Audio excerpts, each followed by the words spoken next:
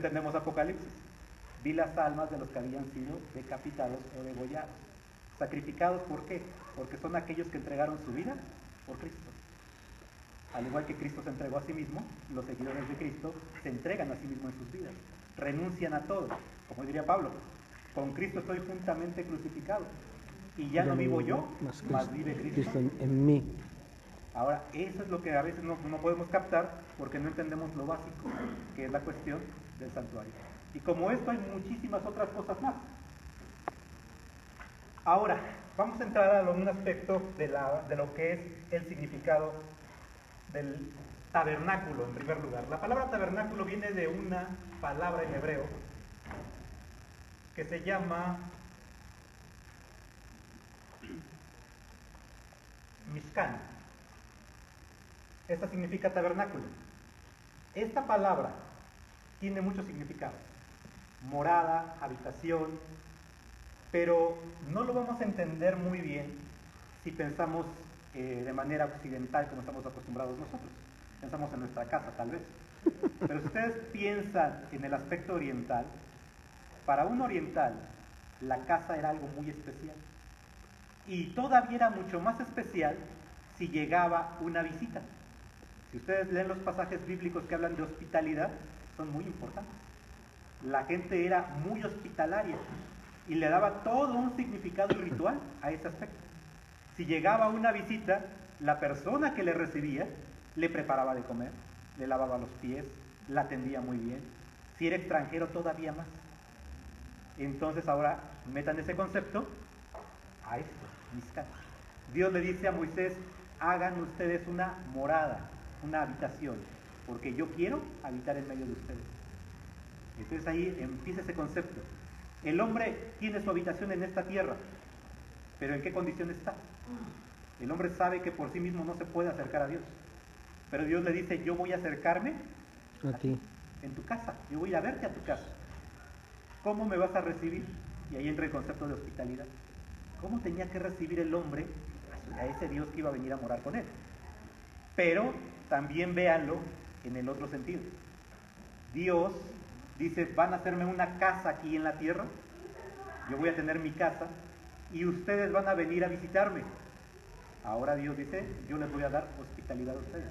¿Cómo los voy a recibir? Y aquí Dios, obviamente el hombre empieza a trabajar eso en su mente. Yo recibiría a Dios ¿cómo? Si recibo a un extranjero de una forma tan especial, pues a Dios ¿cómo lo voy a recibir? Pero más todavía, Dios ¿cómo me va a recibir a mí? Que soy indigno de presentarme delante de Él. Y entonces aquí vemos un juego en ese sentido de lo que es el significado de habitación o morada. Por eso todos los israelitas cuando vieron ese concepto de que Dios iba a habitar con ellos, para ellos era como un shock. O sea, ¿cómo vamos a podernos preparar para recibir a ese Dios? Y cuando Dios les da la indicación de todo lo que tienen que llevar para hacer ese santuario o ese tabernáculo, todos los israelitas por eso participaron con gozo. Quisieron dar lo mejor de sí mismos. ¿Cómo puedo yo prepararme para recibir a ese Dios? Y una vez que tienen todos los materiales, se prepara esa casa con todas las indicaciones. Una frase muy importante que se usa en la Biblia es cuando Dios le dice, y harás todas las cosas conforme al modelo que yo te mostraré. Moisés no podía hacer las cosas a su manera, tenía que ser a la manera de Dios. Y nosotros, obviamente, no podemos hacer las cosas a nuestra manera, tiene que ser a la manera de Dios. Amén. Esa es una lección también muy importante en ese sentido. Una morada, una habitación, donde Dios va a habitar. Ese es el primer concepto que debemos entender. Y el otro concepto viene con lo que es la palabra santuario. Acuérdense ustedes que esto significa tabernáculo. Mishkan. No pinta. A ver si es que traigo pinta.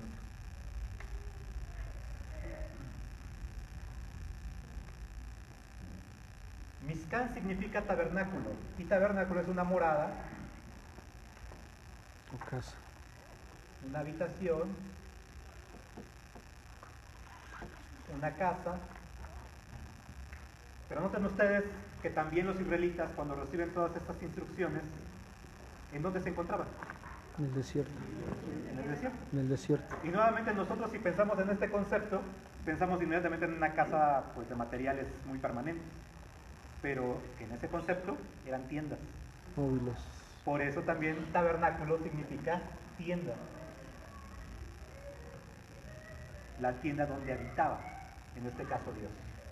Aquí entonces, perdón, tenemos esos significados en relación a la palabra Mizcán. Pero hay otra palabra, les decía yo, que también se refiere a lo que es el tabernáculo.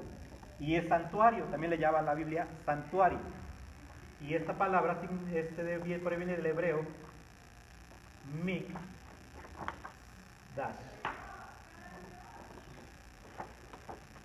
Esto es muy interesante, hermanos. Yo siempre les comento cuando doy este tipo de temas, a mis hermanos, que si ustedes quieren dar un estudio bíblico a una persona que quiere entender perfectamente bien nuestra doctrina, denle a estudiar el santuario, estudien con ellos el santuario. Y con eso, hermanos, la persona sin mayor preámbulo puede poner excusa de que, por ejemplo, decimos, es que nosotros no comemos animales inmundos, y dicen, ay, pues, ¿por qué no? Si en el Nuevo Testamento dice que sí, y comienza un debate innecesario. Entendiendo estos conceptos, hermanos, no es necesario entrar en esos debates. Uno mismo le pregunta a las personas, ¿entiendes lo que quiere decir esto? Y la misma persona dice, sí, lo entiendo perfectamente. No hay manera de poder negar esto ni de refutar esto. Noten ustedes, Dios quiere tener una morada con el hombre. Pero esta palabra significa que para tener esa morada se necesita de un lugar. Mikdash significa apartado. Tiene que ver también con palacio y tiene que ver también con un lugar que se mantiene limpio.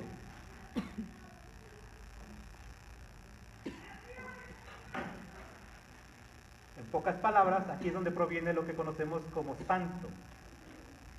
Apartado, un lugar que está reservado como un palacio y que se ha de mantener limpio, que se ha de mantener limpio. Esto ustedes lo pueden investigar tranquilamente en el significado de la palabra y es precisamente lo que le van a encontrar. Entonces vean ustedes esto.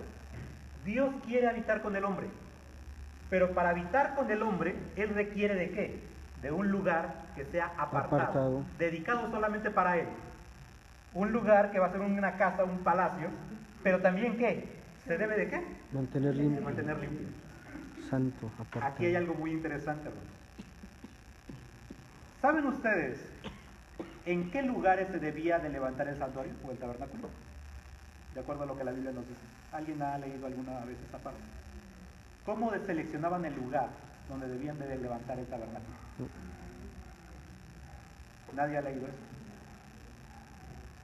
Dice la Escritura que había una nube, la nube que guiaba al pueblo de Israel. Y cuando el pueblo de Israel marchaba, era en orden. La nube iba en primer lugar. Detrás de la nube iban todos los que era el arca en primer lugar y luego todos los aditamentos del santuario, del tabernáculo. Y después empezaban ya las tribus. De esta manera marchaban por el desierto. La nube iba moviéndose hasta que se detenía en un lugar.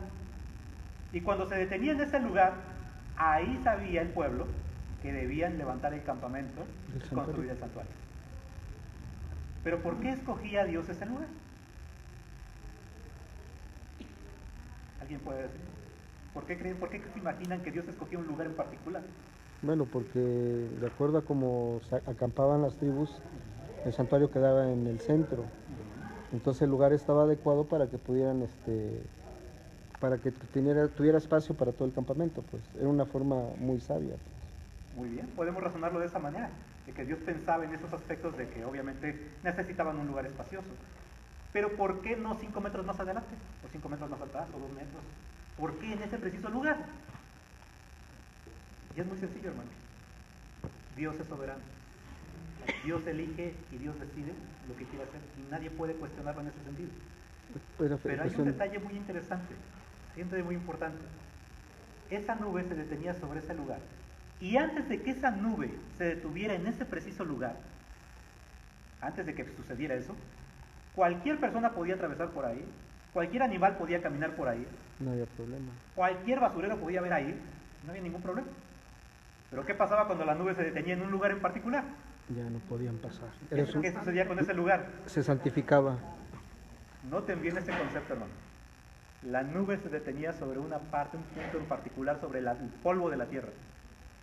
Y a partir de ese momento, Era santo. ese lugar se transformaba. Empezaban a construir el perímetro de lo que era el santuario. En ese lugar donde la nube se posaba, allí en ese preciso lugar, era colocada el arca. Y a partir de ahí todo lo demás empezaba a levantar. Noten bien ustedes esto. Una vez que ya todo estaba construido, ¿podía pasar cualquier animal por ahí? No, ¿Podía pasar cualquier persona por ahí? no. Ya no. ¿Qué diferencia había? Ya estaba santificado. Ya está la presencia Estaba de Dios. santificado. ¿Por qué? Porque la presencia de Dios Ya estaba en ese lugar. Ujú. Pero ahora piensen lo maravilloso que es Dios en este tiempo. Estamos sobre el mundo, un desierto, y Dios se está moviendo. Y de repente se posa sobre una persona en particular. ¿Y qué sucede con esa persona? Está ¿Va a seguir santificado. siendo la misma? No, ¿Va a seguir haciendo lo mismo? no, ¿Va a seguir comiendo lo mismo? no. ¿Por qué? Porque hay una Ya debe transformación. ser. Porque ahora debe de haber una Santificación. transformación que se llama Santificación. ¿Se dan cuenta? Cuando ustedes lean esto con otra persona, lo entiende perfectamente bien. Sí, es cierto, o sea, Dios santificaba ese lugar y ya no era lo mismo. Ahora noten muy bien. Eso lo pueden llevar automáticamente al Nuevo Testamento. Y Pablo dice que nosotros somos el templo del El Espíritu Espíritu Santo. Santo. Y si el templo del Antiguo Testamento o el tabernáculo, que era el precedente, nos marcaba los lineamientos que debía de haber en ese lugar para que la presencia de Dios pudiera habitar, es lo mismo que sucede en la vida de cada uno de nosotros. Amén. Dios se posa sobre el polvo insignificante que somos nosotros. ¿Por qué me escogió a mí? ¿Por qué te escogió a ti? ¿Había algo en especial de ti? ¿Había algo particular? Dios simplemente te eligió a ti, porque es un Dios soberano. Y de esa manera, al posarse sobre ti, sabe que debe de ocurrir una transformación en tu vida. Necesariamente. No puedes seguir siendo El mismo. y esto es muy importante. Entonces es maravilloso entender este aspecto del santuario. La nube entonces quedaba en este lugar santísimo. Y el arca, que era lo primero que había en ese lugar, ¿qué había dentro del arca? La vara de Moisés, Ujú. los querubines. Y el maná. Exactamente, allí también está dentro del arca. Dentro del arca estaban las 2 tablas de piedra, la ley de Dios, los 10 mandamientos. ¿Qué es lo primero que debe despertar en el hombre precisamente? El conocimiento de un Dios, la ley de Dios. Ahora, no quiere decir literalmente en ese sentido que hay que ir con la persona, lo primero que te voy a enseñar son los 10 mandamientos. Enséñale la base de esos 10 mandamientos o el principio de los 10 mandamientos. ¿Y cuál es el principio de esos 10 mandamientos? El amor a Dios. Por eso claramente cuando Dios dice en Deuteronomio, ¿cuál es el primer mandamiento, el más grande mandamiento? Amarás al Señor tu Dios con todo tu corazón y de toda tu mente y con todas todas tus tus fuerzas. fuerzas. Si no hay esa base de amor, todo lo demás, hermanos, no sirve de nada. Por eso es interesante entender esto. Y el amor de Dios no es el amor del hombre. El amor de Dios lleva 2 aspectos muy importantes que también están revelados en el santuario: justicia y misericordia. El amor de Dios es justo y el amor de Dios también es misericordia. Misericordioso. El amor de Dios perdona, pero el amor de Dios también hace justicia. Y Dios no actúa como a veces nosotros pensamos, por pura misericordia. No, O Dios no actúa por pura justicia. no. Dios actúa con justicia y con misericordia. Mutuo. Y siempre estará actuando igual, con los 2 ingredientes al mismo tiempo. Y eso es algo muy importante que vemos a lo largo de toda la Escritura. Siempre vamos a ver a Dios actuando de esa manera. Y es la forma en la que podemos conocer a Dios. Eso es muy importante entenderlo. Por eso el santuario nos revela el carácter divino. Esa nube que les decía surgía de lo que era el lugar santísimo, de este aspecto. Pero había otra nube que se elevaba. ¿De dónde surgía?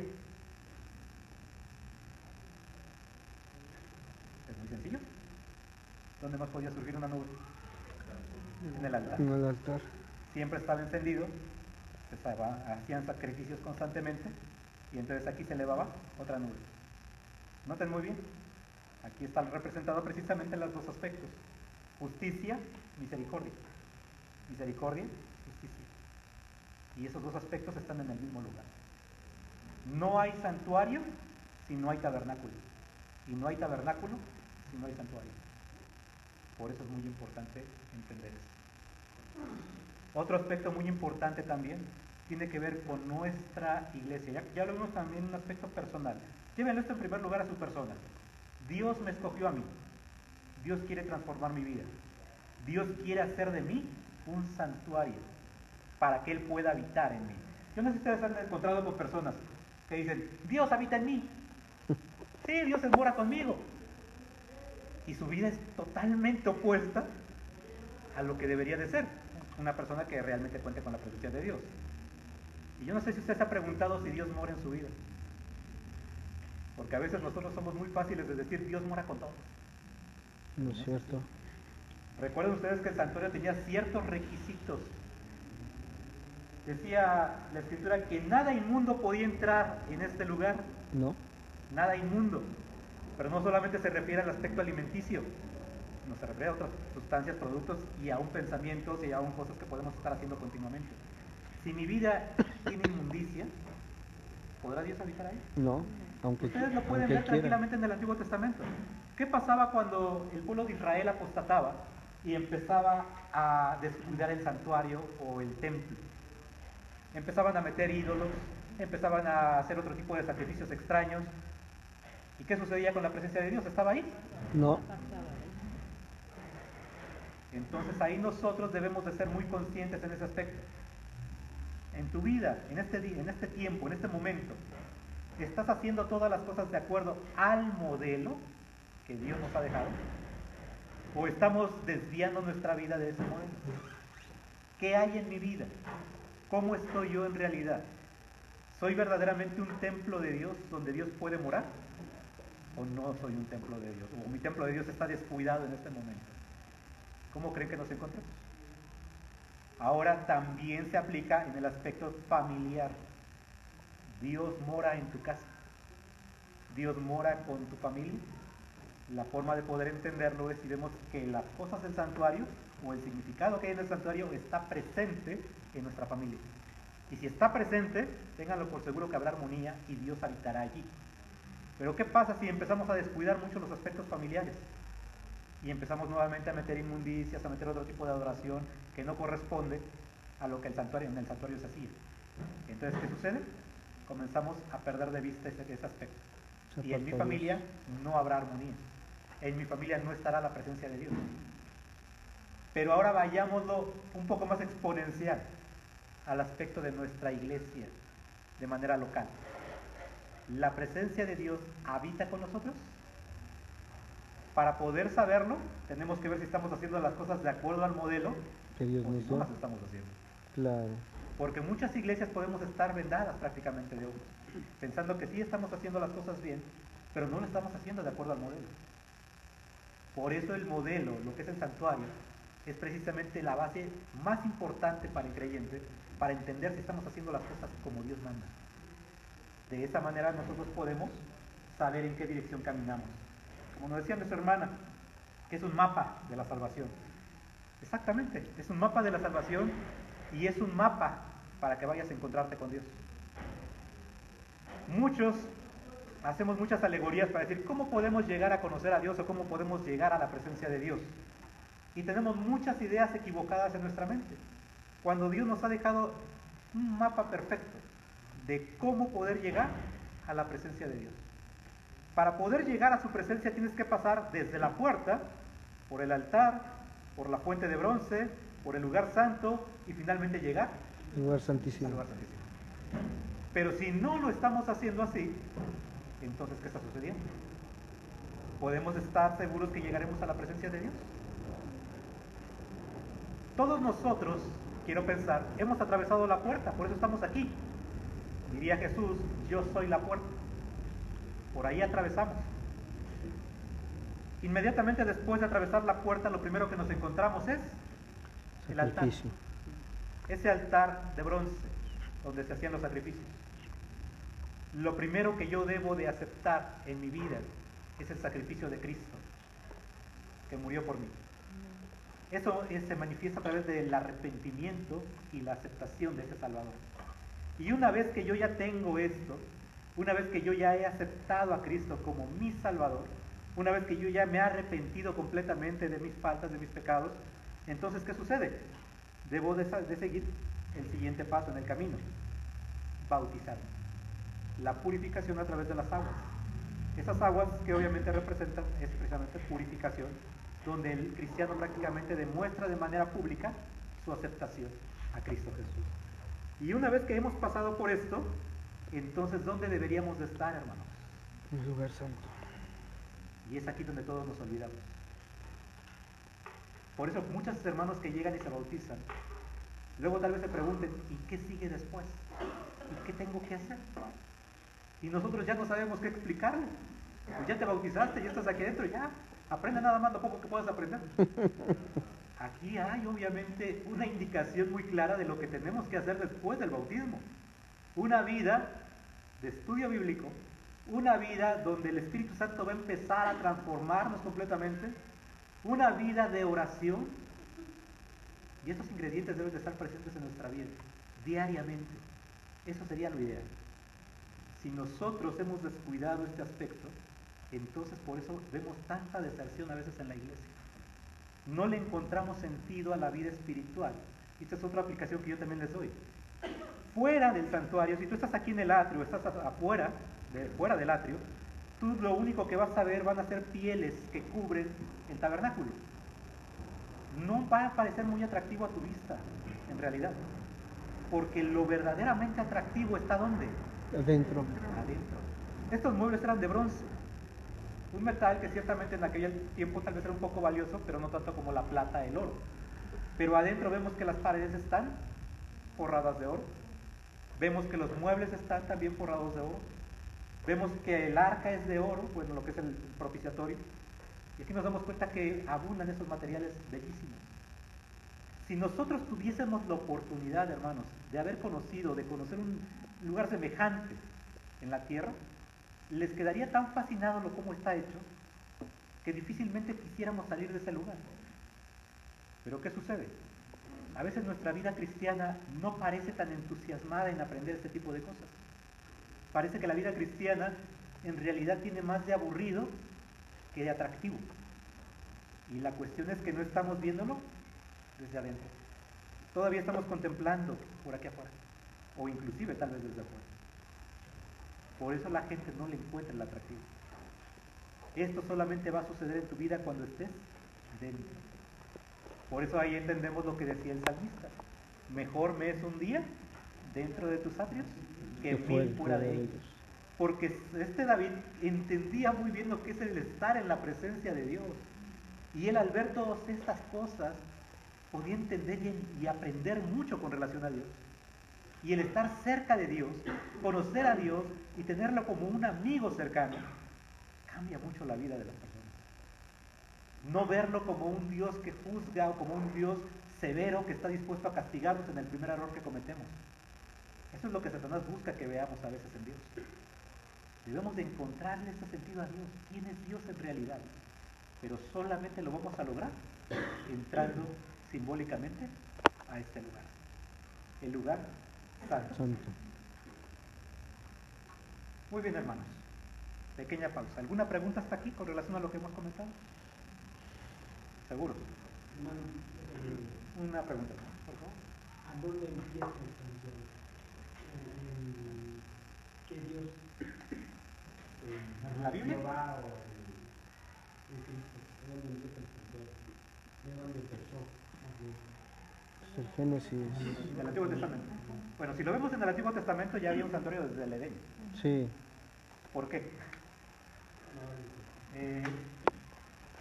Noten ustedes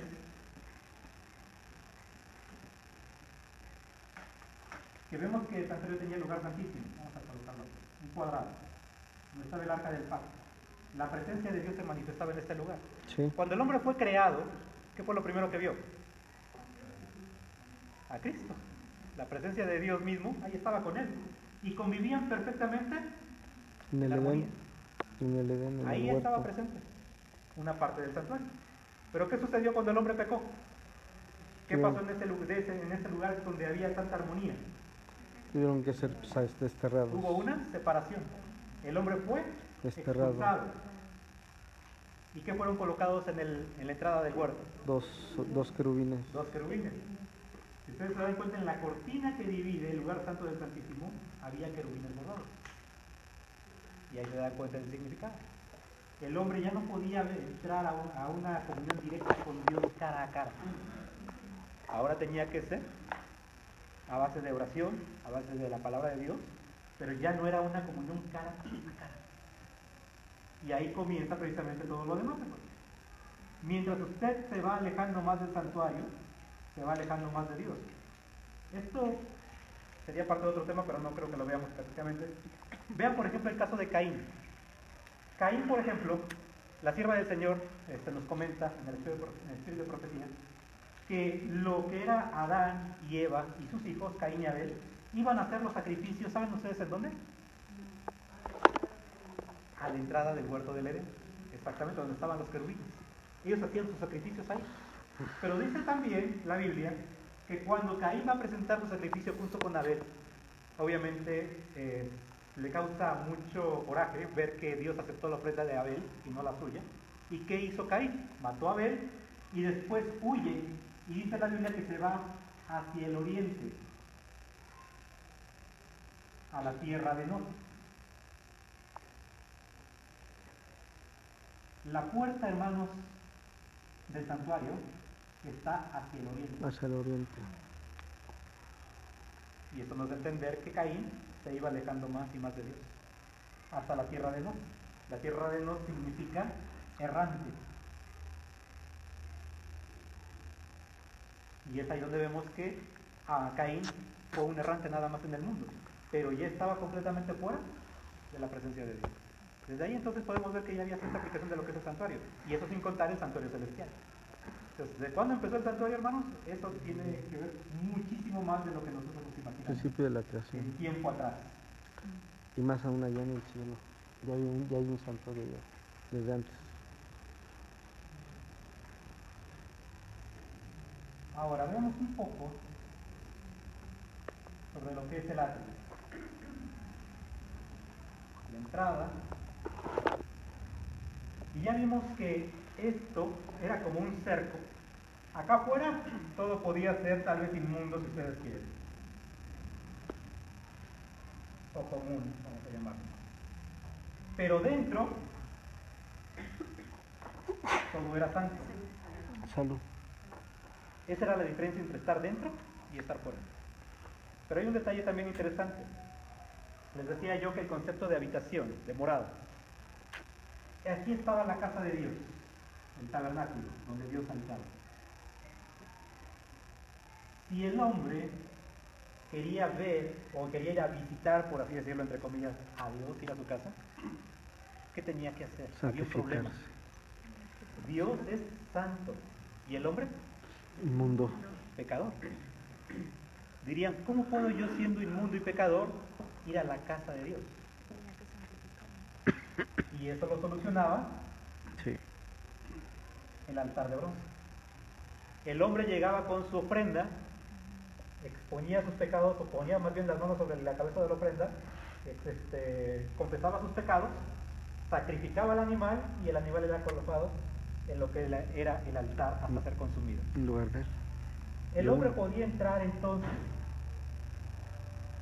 Ahora aquí viene una pregunta. Esto va a ser parte del cuarto tema.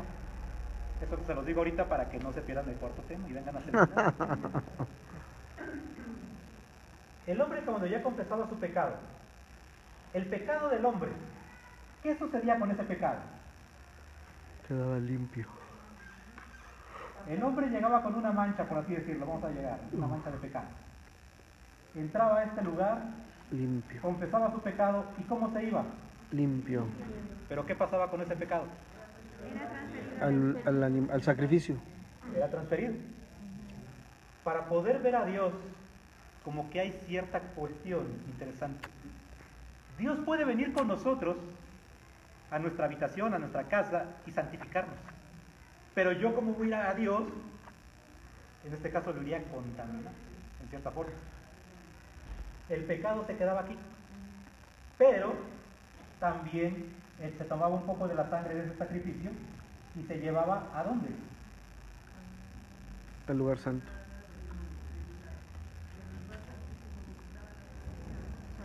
Primero se llevaba al altar de incienso y ahí también se podía colocar la sangre en los cuernos del altar. Y también podía rociarse sobre la cortina.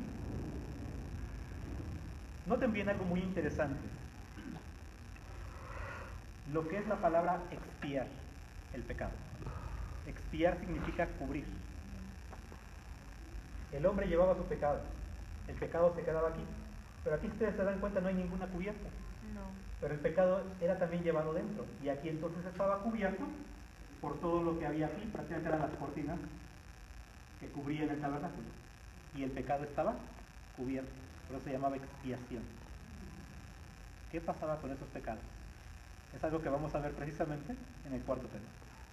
Y ahí veremos un tema muy interesante, que a veces es muy mal interpretado por muchos de nosotros también. ¿Alguien me puede decir ahora, en relación al atrio, qué medida tenía el atrio? ¿Alguien recuerda? Algunos que ya hayan tomado este tema en alguna ocasión. ¿Si la recuerdan?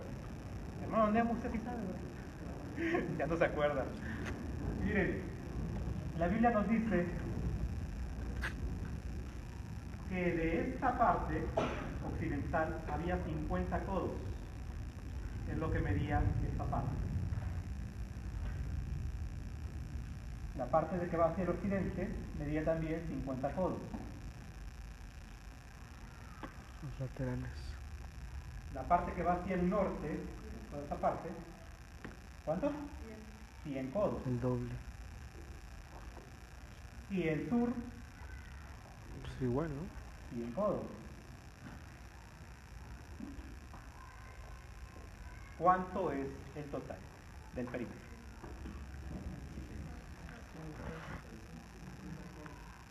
¿Cuánto? ¿Cuánto? No los noto muy No. convencidos. 300. 300 codos.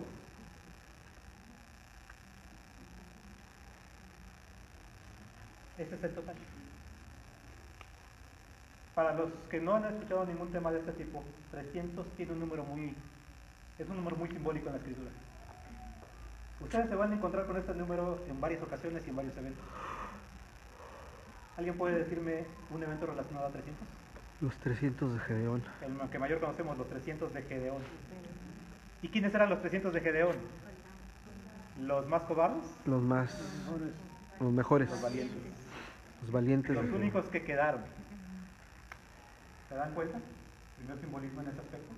¿Quiénes son los que están dentro? ¿Los valientes o los cobardes? Los valientes. Valientes.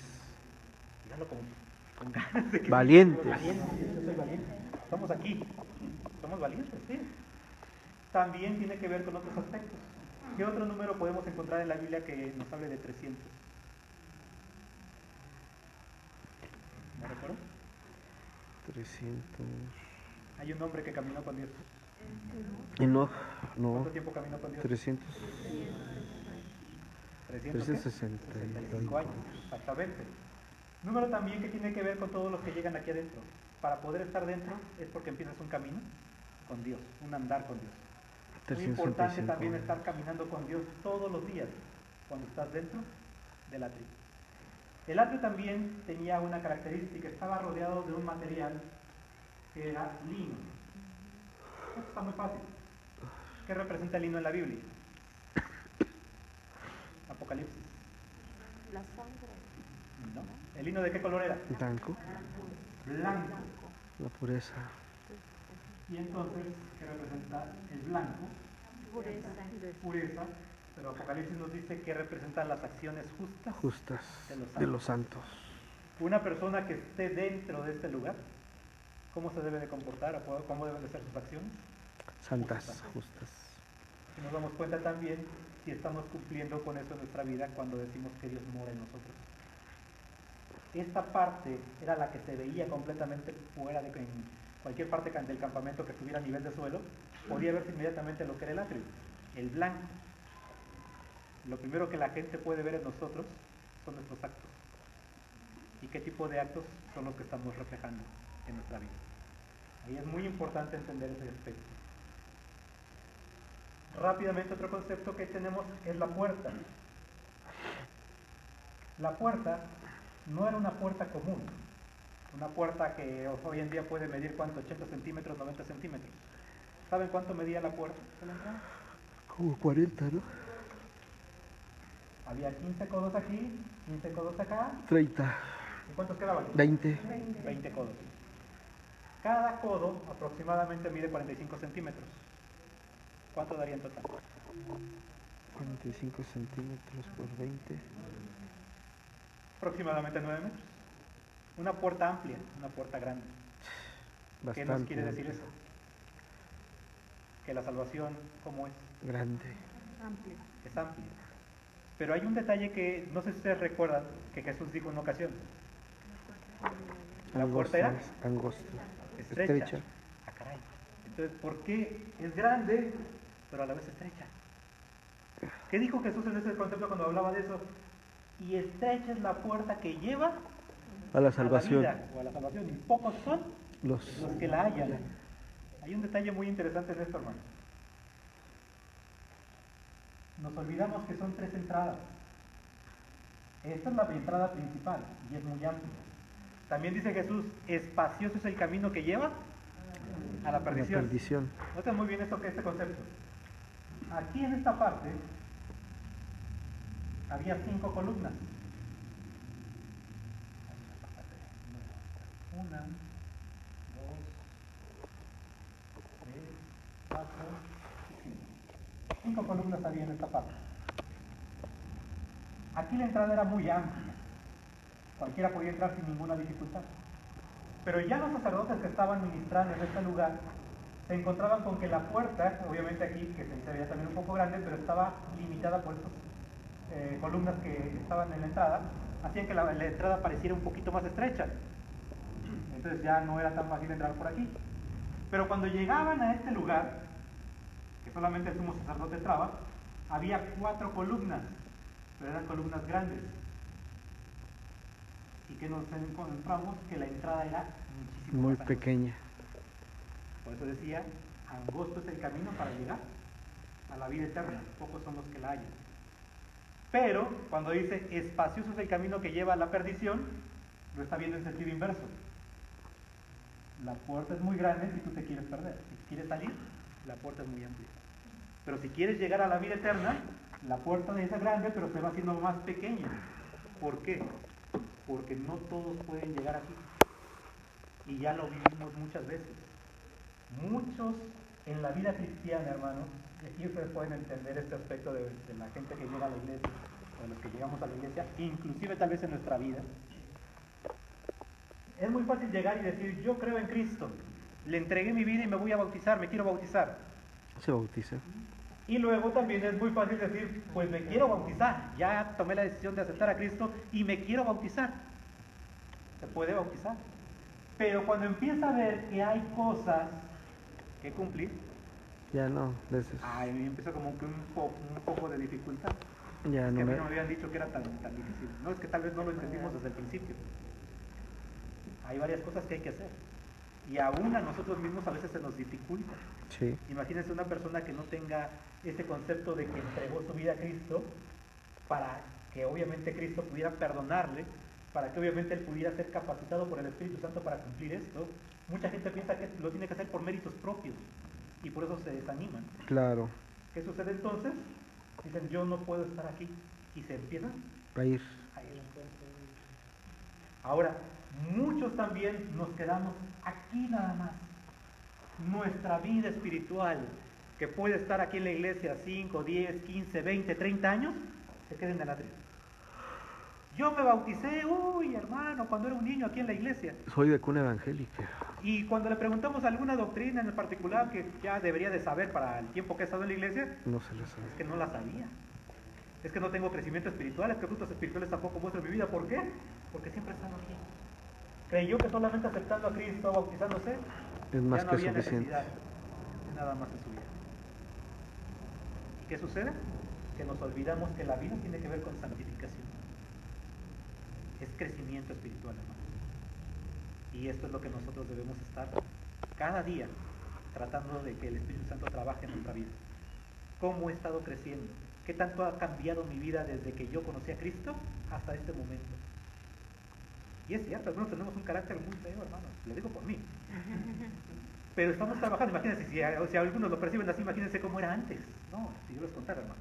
Pero estamos en crecimiento, de eso se trata. Crecimiento y transformación. Cada uno conoce sus luchas, cada uno conoce sus debilidades. Y cada uno sabe cómo está luchando día con eso.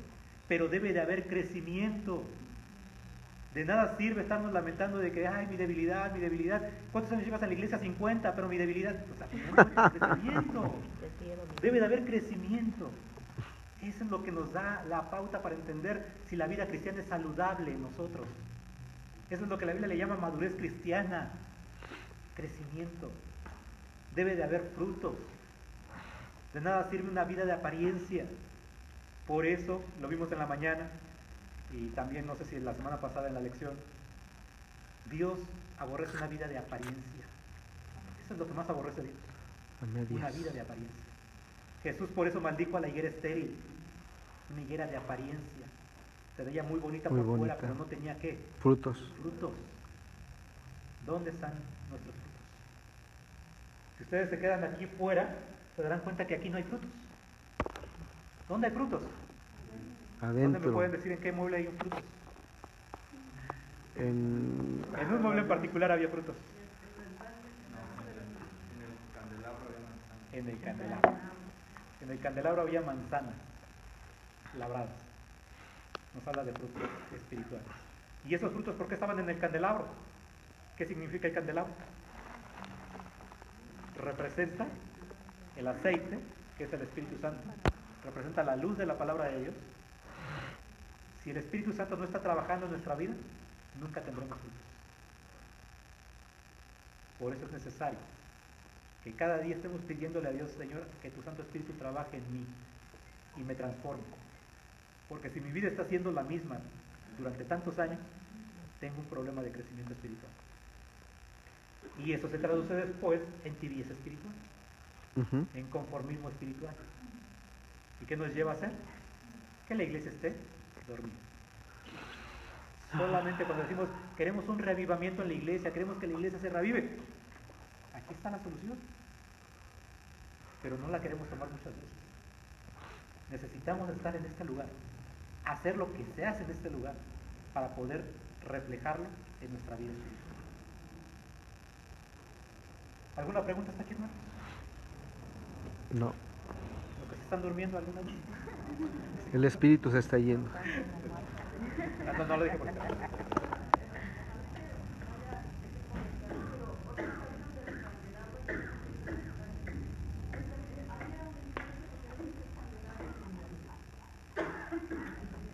Sí, eso sí, no sé.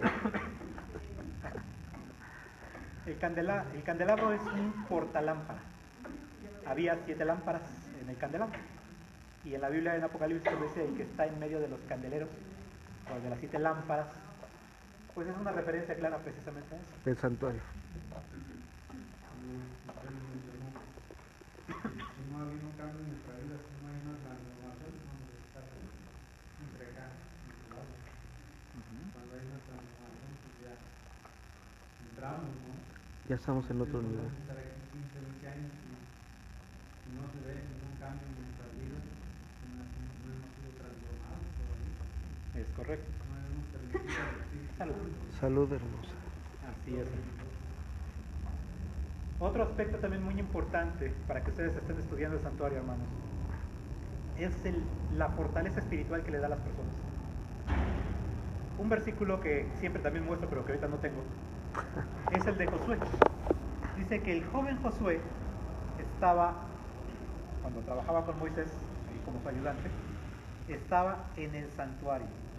Ahí se la pasaba él, cerca del santuario, contemplando todo lo que había en el santuario, todo lo que se hacía en el santuario. ¿Y de qué manera le ayudó después? Fue líder. Fue uno de los dos que llegaron ¿dónde? En la Canaán. A la tierra prometida. Y finalmente fue uno de los que lideraron completamente la conquista de la tierra prometida. ¿Se dan cuenta cómo eso hace un cambio?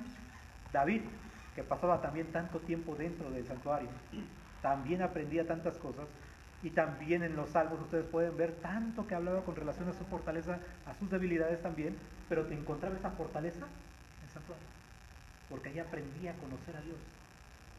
Y es lo que nosotros también debemos ejercitar cada día. ¿Cuánto tiempo tengo? Eso sí. Tú dime, porque no sé si me dijo que a las 5. Por mí te puedes quedar todo el día. Pedimos a jóvenes que te den 1 hora más. Pero no creo. Ya son 10 para las 5. Hermanos, un concepto muy importante. Muchos de nosotros, en nuestra vida espiritual, religiosa, como iglesia, hemos metido tanto del mundo adentro que ya no vemos ninguna diferencia. Inclusive, algunos de nosotros podemos molestarnos si hacemos alguna observación en ese sentido. Un ejemplo. Un cristiano, ¿qué necesita para poder entender la Biblia?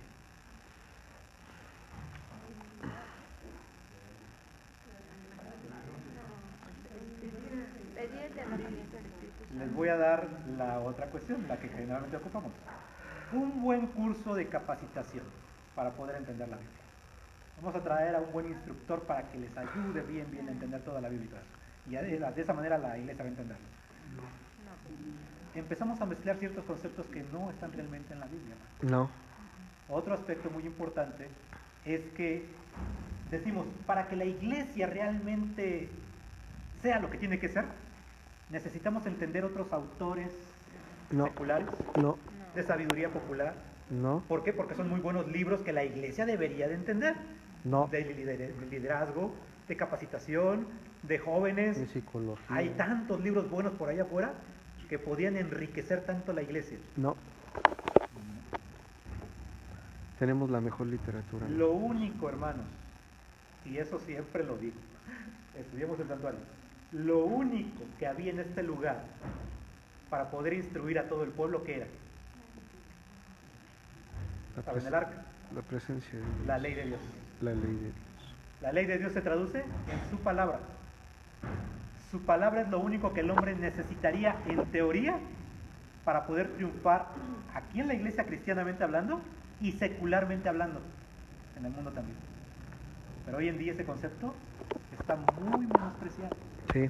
El hombre primero necesita capacitarse afuera, ser una gran persona afuera, para poder entonces llegar a la iglesia y ahora sí nos va a apoyar y nos va a ayudar muchísimo. ¿No es cierto? No es lo que Dios dice, No. pero es lo que nosotros hemos creído. Una falsa doctrina. Por esa cuestión la iglesia se encuentra en un sistema, en un área muy mal en ese sentido. Hemos perdido la dirección en ese aspecto. Sí.